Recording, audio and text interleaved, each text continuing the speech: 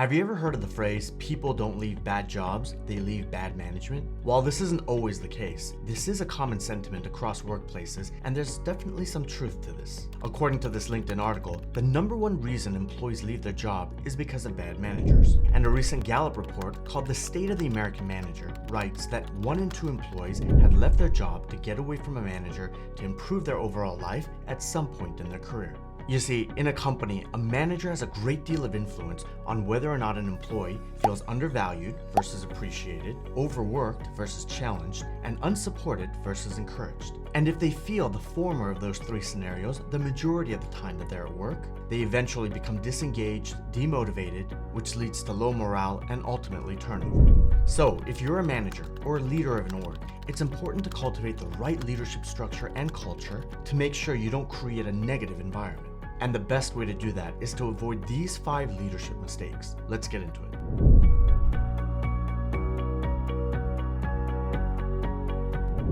Welcome back to Daniel's Brew, where I talk personal finance and career development. I've spent the last 18 years in large Fortune 100 companies, and 6 of those last years leading successful teams. And in all of that time, I've also had my fair share of good managers and also my share of really bad managers as well.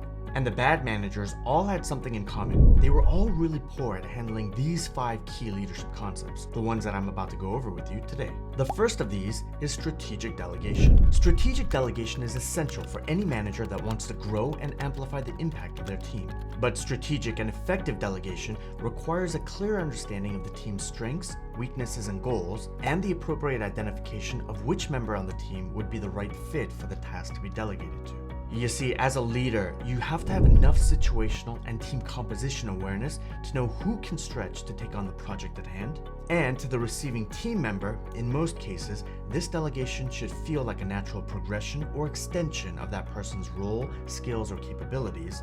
That is, if the manager correctly assesses the scope of the assignment and identifies the right person in the team to handle it. But one of the worst things that a team manager can do is force someone to take on a task that they're ill-equipped to handle, or is just completely out of line with their interest or career ambitions. Now, there are always exceptions to every rule, and in certain rare circumstances, a leader may not have the luxury of finding the perfect alignment of an assignment to the person with the right capabilities or interests to do the job.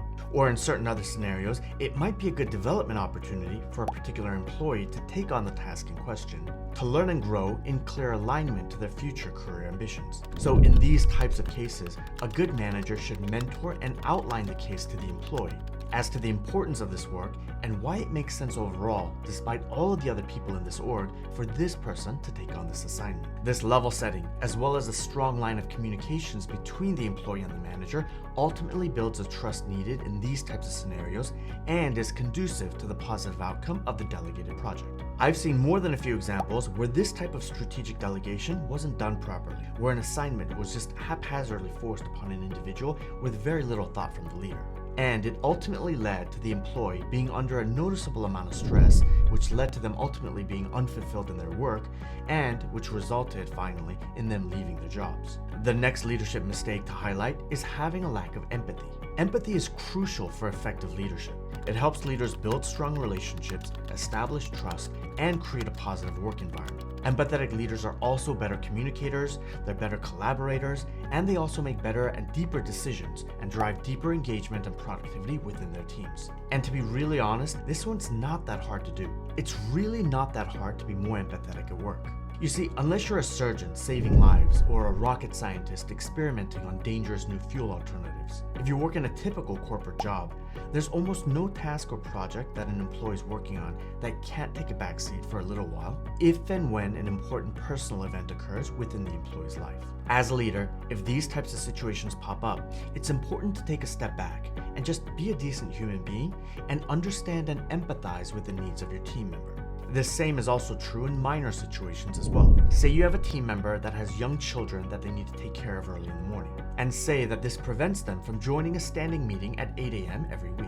Rather than pressuring them to find some kind of forced solution for their childcare needs, having empathy and finding alternative ways to cover the meeting for them would be a great leadership move. It might mean that you ask someone else to cover the engagement and sync up later with the original employee. Or it might mean recording the meeting for playback at another time. Or it may mean trying to shift the meeting time if possible. Whatever the solution, exhibiting a little bit of empathy to your organization will mean so much more to your employees, more than you might even realize. As a good manager, you need to recognize that you and your team will never realistically reach a state of perfect 100% productivity.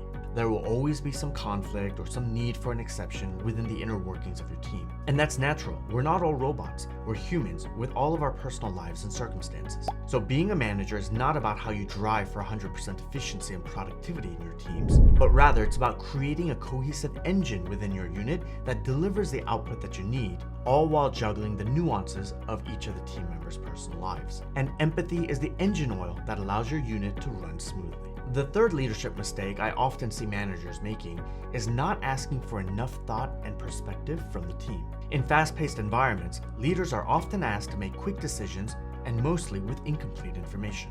But when these decisions affect the scope and trajectory of the team that you lead, it's almost always prudent to get some input from your team members. One of the concepts I've consistently instilled within my teams is the marketplace of ideas. The marketplace of ideas is a metaphorical concept that refers to the free and open exchange of ideas within and across different teams. And we do this in the belief that hearing all ideas, no matter how controversial or unpopular they may be, gives us the full spectrum of the discussion and allows us to better derive the right decision to move forward. In other words, we listen to everything but strategically decide which elements to choose to follow when we make our decisions. The advantage to this approach is that it allows competing viewpoints to be heard. And only when you hear both sides of the coin can you reconcile and adjudicate the contentions and ultimately get to clarity. And this is why many efficiently run companies typically write white papers with competing viewpoints embedded in their documents whenever an important decision needs to be made. So the practical approach as a good manager would be to make sure you solicit your entire team for feedback on important decisions when appropriate, but at a bare minimum, rely on at least one trusted member of your team to provide perspective before ultimately making an important decision by yourself. The next leadership mistake is not empowering your team enough.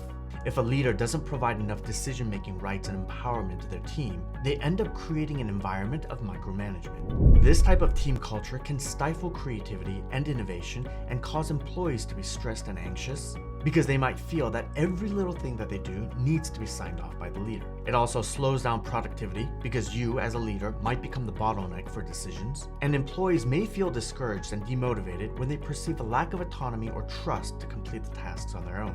The best way to remedy this type of situation is to employ the Amazon management principle of the one-way door decisions versus the two-way door decisions. This principle is based on the idea that some decisions are irreversible, one-way door decisions, while others can be easily reversed, two-way door decisions.